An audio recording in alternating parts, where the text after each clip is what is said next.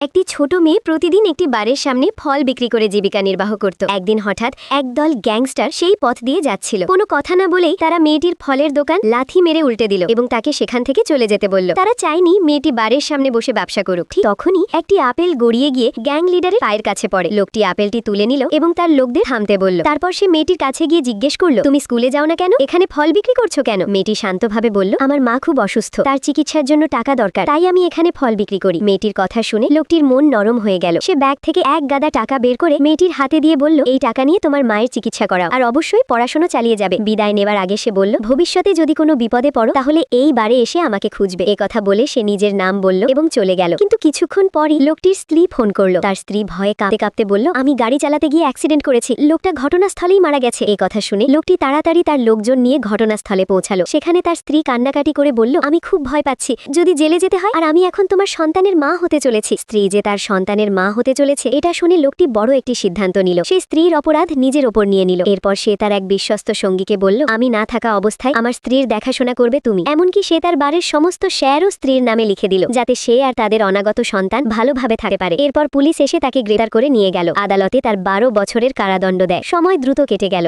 12 বছর পর অবশেষে সে জেল থেকে মুক্তি পেল। কিন্তু অবাক করার বিষয় হলো, সেদিন তাকে জেল থেকে নিতে কেউই আসেনি। এই 12 বছরে তার স্ত্রী বা তার সঙ্গীদের কেউই তাকে একবারও দেখতে আসেনি। মনে হাজার প্রশ্ন নিয়ে সে তার পুরনো বারে গেল, কিন্তু দরজায় পৌঁছতেই নিরাপত্তা রক্ষীরা তাকে আটকে দিল।